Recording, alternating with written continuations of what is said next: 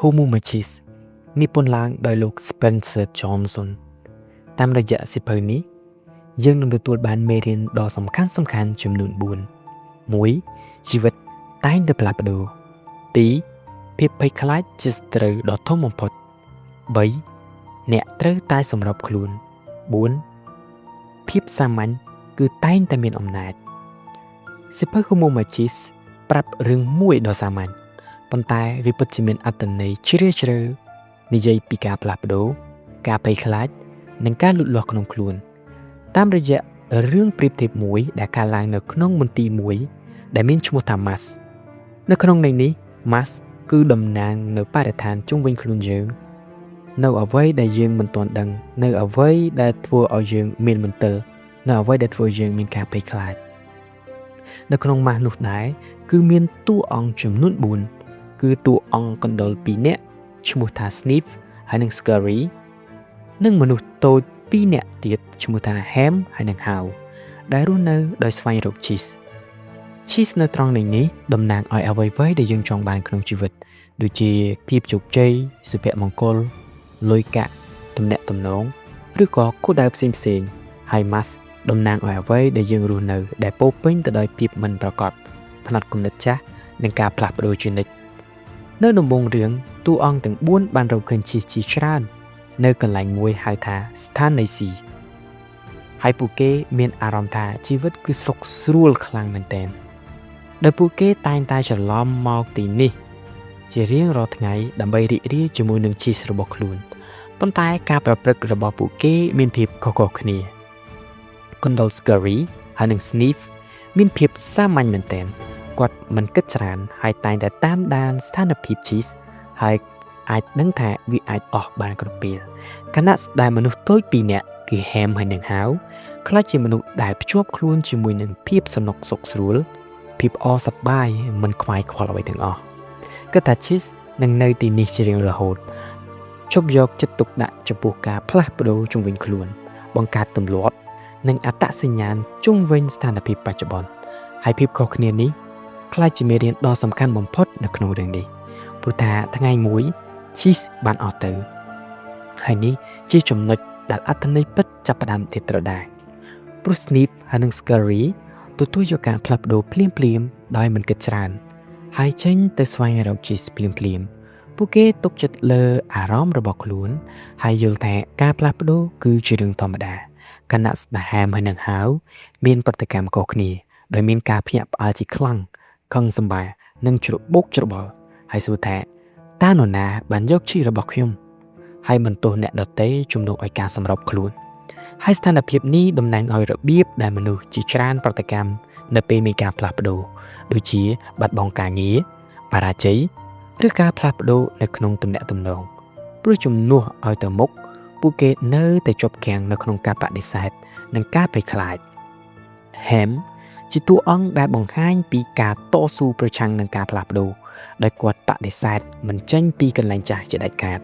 ព្រោះខ្លាចនៅអ្វីដែលគាត់មិនស្គាល់ពីមុនមកហើយគិតថាអ្វីគួរតែត្រឡប់ទៅដូចដើមវិញខណៈដែល How ទោះបីខ្លាចក៏ដោយប៉ុន្តែគាត់ចាប់ផ្ដើមគិតឡើងវិញយល់ថាការស្នាក់នៅកន្លែងចាស់មិនអាចយក Cheese បានមកវិញទេហើយនេះជាចំណុចនៃការផ្លាស់ប្ដូរពិតប្រាកដព្រោះ How ចាប់ផ្ដើមសួរខ្លួនឯងថាការភ័យខ្លាចហើយយល់ថាការផ្លាស់ប្ដូរជារឿងចាំបាច់នៃជីវិតគាត់ក៏សម្រេចទៅចូលនៅក្នុងម៉ាស់ហើយស្វែងរក Cheese ថ្មីទោះបីមានការភ័យខ្លាចក៏ដោយហើយនេះបង្ហាញថាភាពក្លាហានមិនមែនមានន័យថាគ្មានភាពភ័យខ្លាចសោះនោះទេមានការភ័យខ្លាចក៏ដោយនៅពេលដែល How ធ្វើដំណើរចូលទៅក្នុងម៉ាស់គាត់ជួបមិនប្រកបប្រជានឹងការសង្ស័យប៉ុន្តែគាត់ក៏បានរៀនមេរៀនសំខាន់ជាច្រើនដោយសរសេរពាក្យនៅលើជញ្ជាំងដើម្បីរំលឹកខ្លួនឯងនិងអាចជួយ Ham ជាមិត្តសម្លាញ់របស់ខ្លួនប្រសិនបើគាត់ចង់តាមមកពាក្យទាំងនោះមានន័យជ្រៅជ្រះណាស់ដូចជាបើអ្នកមិនផ្លាស់ប្ដូរអ្នកអាចនឹងផុតពូជនិងតើអ្នកនឹងធ្វើអ្វីប្រសិនបើអ្នកមិនមានភាពភ័យខ្លាចដែលជំរុញឲ្យយើងគិតនិងធ្វើសកម្មភាពហើយតាមដំណើរនេះHow យល់ថាការភ័យខ្លាចភាគច្រើនផ្ទុយជាងការពិតហើយការស្រមៃអំពីបរាជ័យវាអាចរារាំងយើងលើសពីឧបសគ្គពិតប្រាកដទៅទៀត ហើយជំហានតូចៗនាំឲ្យគាត់មានទំនុកចិត្តខ្លាចជាមនុស្សដែលអាចសម្របខ្លួនបោះបង់អតីតកាលនិងទទួលយកឱកាសថ្មីៗរហូតដល់ចុងក្រោយគាត់ក៏រកឃើញស្ថានីយ៍ថ្មីមួយដែលពោរពេញទៅដោយcheeseថ្មីៗហើយ Snape និង Scurry ក៏នៅទីនោះហើយព្រោះពួកគេបានចាប់ផ្ដើមផ្លាស់ប្ដូរនិងសម្របខ្លួនបានលឿនហើយហៅយកថាការផ្លាស់ប្ដូរនឹងកើតឡើងម្ដងទៀតដូច្នេះគាត់ត្រៀមខ្លួនជានិច្ចមិនឲ្យខ្លួនឯងស្រណុកសុកស្រួលពេកទេខណៈដែល Ham នៅតែតំណាងឲ្យមនុស្សដែលត្រាំត្រែងនៅក្នុងភាពសនុកសុកស្រួលជាមនុស្សដែលបដិសេធនឹងការផ្លាស់ប្ដូរជ្រើសរើសភាពសុកស្រួលជំនួសការលូតលាស់ហើយបាត់បង់ឱកាសហើយនៅតែជាប់នៅក្នុងការមិនពេញចិត្តភាពខកបំណងគោលដៅនៃរឿងនេះបង្រៀនមេរៀនជីវិតដ៏សំខាន់អំពីរបៀបដែលយើងប្រតិកម្មចំពោះការផ្លាស់ប្ដូរព្រោះការផ្លាស់ប្ដូរជារឿងជៀសមិនផុតហើយជោគជ័យគឺអាស្រ័យលើរបៀបដែលយើងសម្របខ្លួនមិនមែនលើការដែលយើងព្យាយាមជៀសវាងនោះទេសៀវភៅនេះបង្ហាញថាមនុស្សដែលមានការទស្សន៍ទាយប៉ានស្មាននៅការផ្លាស់ប្ដូរដូចជា Snape ហើយនិង Scurry ធ្វើសកម្មភាពជំនះភាពភ័យខ្លាចហើយហៅគឺបោះបង់អតីតកាលគាត់តំណាងឲ្យមនុស្សដែលឆ្ពោះទៅរកភាពជោគជ័យខណៈដែលអ្នកតស៊ូប្រឆាំងដូចជា Ham ការទុកខកបំណងនិងរស់នៅរងទុក្ខវេទនារឿងនេះលើកទឹកចិត្តយើងឲ្យយកចិត្តទុកដាក់ចំពោះបរិស្ថានសង្កេតការផ្លាស់ប្ដូរតូចៗមុនពេលវាក្លាយជាបញ្ហាធំហើយធ្វើសកម្មភាពឲ្យបានឆាប់មិនរងចាំរហូតដល់ជិតពេលព្រមទាំងបង្ហាញថាភាពភ័យខ្លាចគឺជារឿងធម្មតាមិនត្រូវឲ្យវាគ្រប់គ្រងសេចក្តីសម្រេចចិត្តរបស់យើងព្រោះពេលយើងប្រឈមមុខវាយើងនឹងដឹងថាការផ្លាស់ប្ដូរមិនអាក្រក់ដូចដែលយើងគិតទេហើយវាអាចនាំយើងទៅកាន់ឱកាសល្អជាងមុនពាក្យ cheese ក៏រំលឹកឲ្យយើងដឹងថាអ្វីដែលយើងចង់បានគឺវាមិនមានភាពអចិន្ត្រៃយ៍ទេយើងក៏មិនគួរភ្ជាប់ខ្លួនពេកទៅនឹងអ្វីមួយដែរព្រោះអ្វីៗវាតែងតែមានការផ្លាស់ប្ដូរដូច្នេះដោយមានភាពបត់បែនរៀនបើកចិត្តឲ្យទូលាយ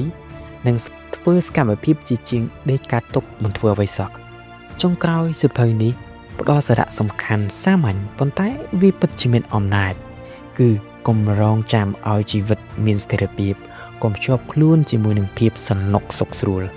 កុំភ័យខ្លាចនៅអ្វីដែលមិនស្គាល់ប៉ុន្តែត្រូវត្រៀមខ្លួនដើម្បីផ្លាស់ទីដើម្បីលូតលាស់និងសម្របខ្លួនព្រោះការផ្លាស់ប្ដូរមិនមែនជាសត្រូវទេប៉ុន្តែជាផ្លូវទៅរកឱកាសថ្មីហើយអ្នកដែលអាចទទួលយកវានឹងតែងតែរកឃើញជីសនៅក្នុងជីវិតខណៈដែលអ្នកដែលតស៊ូប្រឆាំងអាចនៅកន្លែងដើមហើយសួរខ្លួនឯងថាហេតុអ្វីជីវិតមិនប្រសើរឡើយហើយរឿងនេះក៏អញ្ជើញឲ្យយើងគិតថា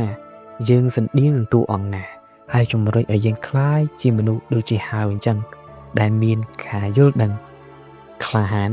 និងមានចិត្តចង់ទៅមុខទោះបីផ្លូវមិនច្បាស់លាស់ក៏ដោយព្រោះនៅចុងក្រោយជីវិតផ្ដល់រង្វាន់ដល់អ្នកណាដែលហ៊ានផ្លាស់ប្ដូរមិនមែនផ្ដល់រង្វាន់ដល់អ្នកណាដែលភ័យខ្លាចនៅក្នុងការផ្លាស់ប្ដូរឡើយសង្ខេបមកវិញ 1. ការផ្លាស់ប្ដូរគឺជាកាតាលីករធម្មជាតិដែលមិនអាចជៀសរួចការផ្លាស់ប្ដូរក្នុងជីវិតការងារឬទំនាក់ទំនងគឺជារឿងដែលត្រូវតែកើតមានឡើងជាដាច់ខាតដូចជាការបាត់បង់ជីសនៅស្ថានីយ៍ C អញ្ចឹងអ្វីៗមិនស្ថិតស្ថេរជារៀងរហូតឡើយដូច្នេះការត្រៀមចិត្តនិងមិនចង់ឬក៏មិនងប់ងល់នឹងតំបន់សុខស្រួលគឺជាចំណុចចាប់ផ្ដើមនៃការការពារខ្លួនពីវិបត្តិដែលកើតមានឡើងនៅពេលខាងមុខសង្កេតមើលការប្រែប្រួលតូចៗដើម្បីត្រៀមខ្លួនយើងត្រូវរៀនធ្វើដូចជាកណ្ដុរ Snape ហើយនិង Scurry